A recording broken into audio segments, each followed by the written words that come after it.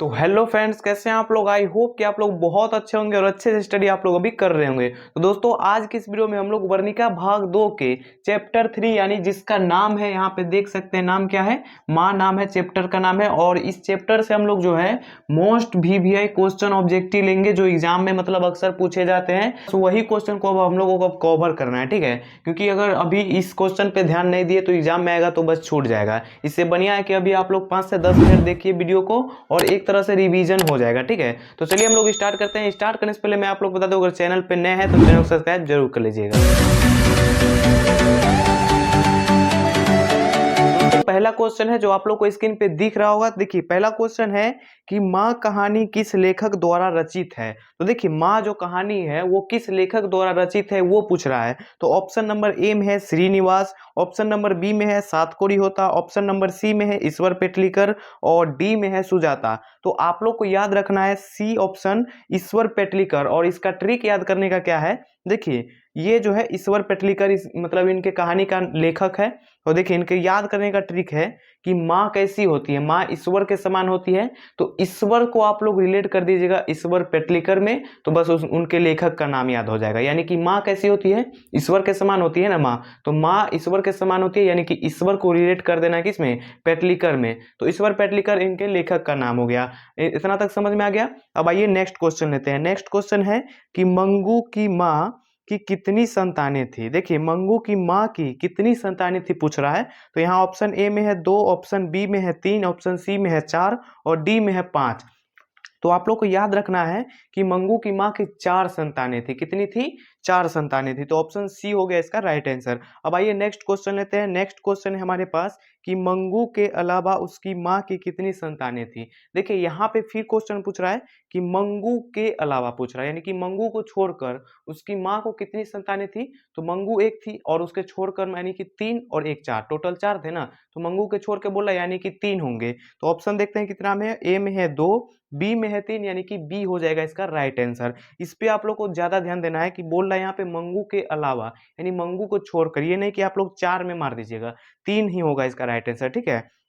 Next question है कि माँ कहानी का मुख्य पात्र कौन है, यानी कि माँ कहानी जो है उसका मुख्य जो मेन जिसको बोलते हैं वो कौन है। तो देखिए इसमें माँ मेन नहीं है, देखिए कौन मेन है। ए में है लक्ष्मी, बी में है सीता और सी में है नगम्मा और डी में है मंगू। तो मंगू जो है मेन है, मतलब कहानी का जो है ना पात्र है, ठीक है। तो ऑप्शन डी हो जाएगा इसका राइट आंसर। अब आइए नेक्स्ट क्वेश्चन लेते हैं। नेक्स्ट क्वेश्चन है कि मंगू जन्म से ही थी, मंगू जो है जन्म से ही क्या थी, पागल थी या फिर गूंगी थी या फिर अंधी थी या फिर ए बी दोनों थी। तो आप लोग को याद रखना है कि वो पागल और गूंगी दोनों थी लेकिन अंधी नहीं थी, ठीक है। तो ए और बी हो जाएगा इसका राइट आंसर, यानी डी नंबर ऑप्शन हो गया राइट आंसर। आइए नेक्स्ट क्वेश्चन लेते हैं। नेक्स्ट क्वेश्चन है कि मंगू के कितने भाई थे।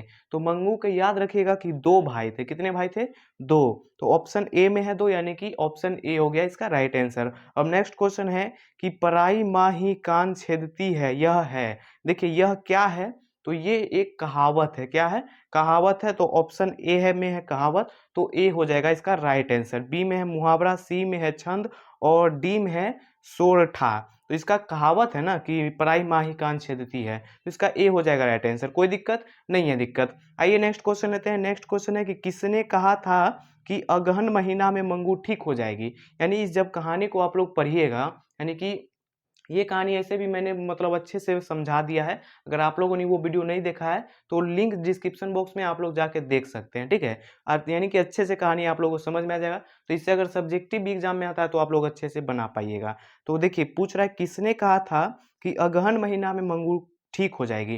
तो आप लोग को याद रखना है ज्योतिषी ने, यानी कि ज्योतिष जो है जिसको बाबा बोलते हैं ज्योतिष बाबा, वही बोले थे कि मंगू जो है ना अगहन महीना में ठीक हो जाएगी। तो ऑप्शन ए हो जाएगा इसका राइट आंसर। अब 9 नंबर क्वेश्चन है कि माँ के लिए कौन सा माह आराध्य देव बन गया था, यानी कि आराध्य देव जो है कौन सा महीना बन गया था माँ के लिए।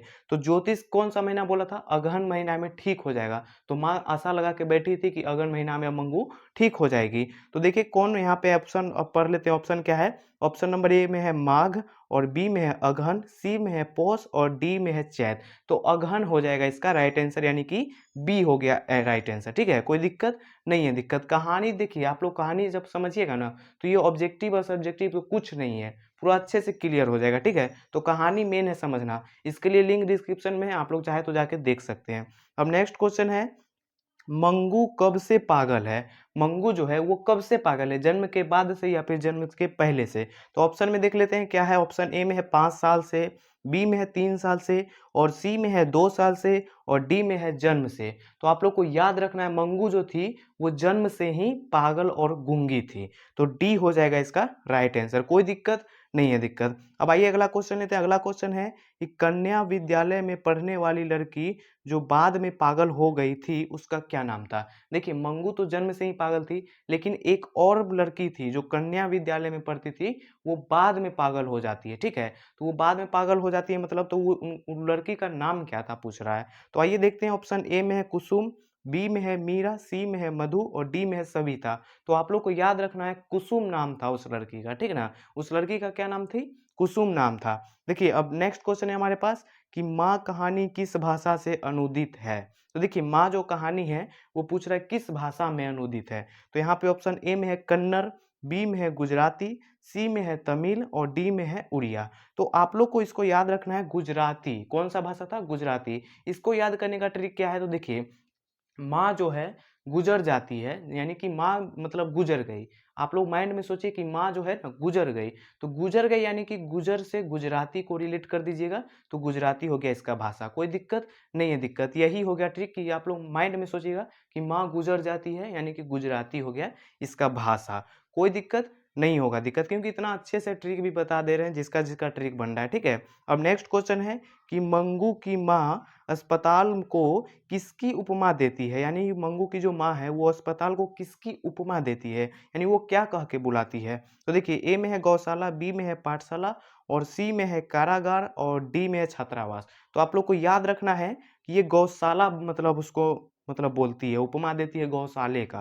तो ऑप्शन ए हो जाएगा राइट आंसर, कोई दिक्कत नहीं है। दिक्कत, तो नेक्स्ट क्वेश्चन है कि ईश्वर पेटलिकर किस भाषा के कथाकार लेखक है। तो यहाँ पे देखिए पूछ रहा है कि किस भाषा के, है ना। तो आप लोग को याद रखना है कि गुजराती भाषा के जो है ईश्वर पेटलिकर वो क्या है, तो कथाकार है। आइए नेक्स्ट क्वेश्चन लेते हैं, यानी इसका सी हो गया राइट आंसर। नेक्स्ट क्वेश्चन है हमारे पास कि मंगू को लोग कहाँ भर्ती करने की सलाह देते थे, यानी कि लोग सब जो है मंगू को सलाह देते थे कि भर्ती करा दो अस्पताल में, यानी कि अस्पताल होगा ऑप्शन में, तो वही हो जाएगा राइट आंसर। तो देखिए ए में है गौशाला, बी में है पाठशाला, और सी में है कारागार, और डी में है अस्पताल, यानी कि डी हो जाएगा इसका राइट आंसर। आप लोग अगर फिर से बोल लेंगे अगर कमेंट करके कि एक बार अच्छे से एग्जाम के टाइम में मतलब इस कहानी को अच्छे से समझा दे, तो उस पर वीडियो मैं बना दूंगा, लेकिन आप लोग कमेंट करके बताना होगा कि मतलब बनाओ या ना बनाओ। ठीक है, तो आप लोग बताइएगा जरूर कि आप लोगों को पूरा कहानी अच्छे से सुनना है।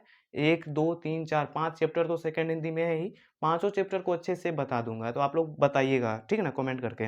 नेक्स्ट क्वेश्चन है कि मंगू की प्राकृतिक मौत को माँ क्या मानती थी। देखिए मंगू की जो प्राकृतिक मौत है उसको माँ क्या मानती है, तो देखते हैं क्या मानती होगी। ए में है बंधन, बी में है मुक्ति, और सी में है छुटकारा, और डी में है संतोष।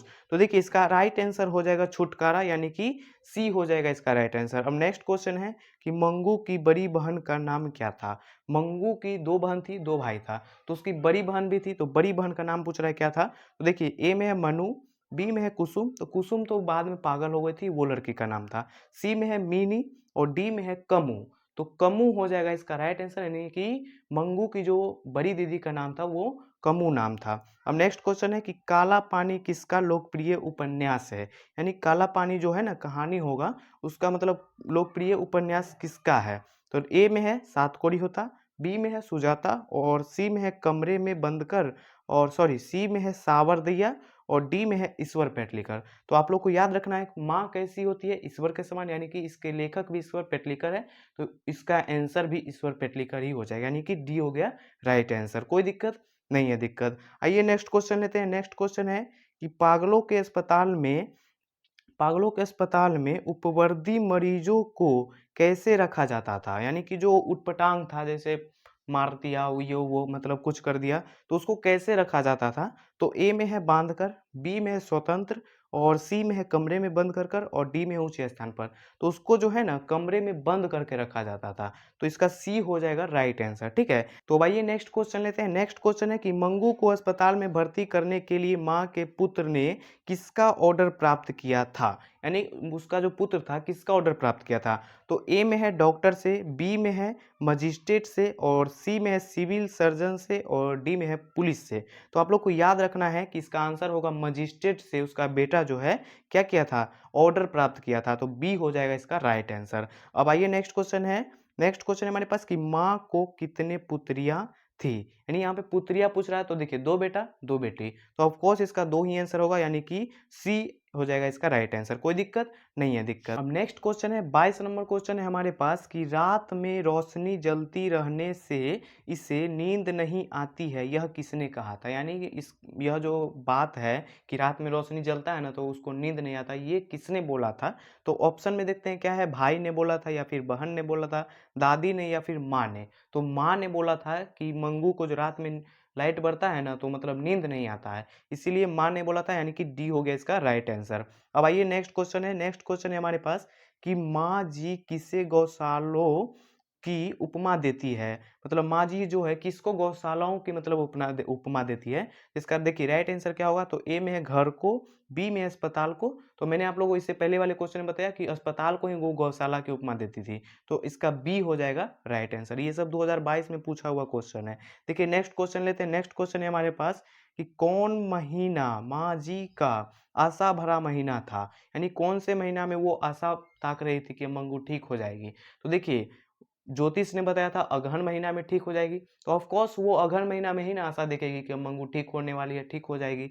तो इसका अगहन महीना यानी कि सी हो जाएगा इसका राइट आंसर। कोई दिक्कत नहीं है दिक्कत। आइए अब लास्ट क्वेश्चन 25 नंबर क्वेश्चन लेते हैं।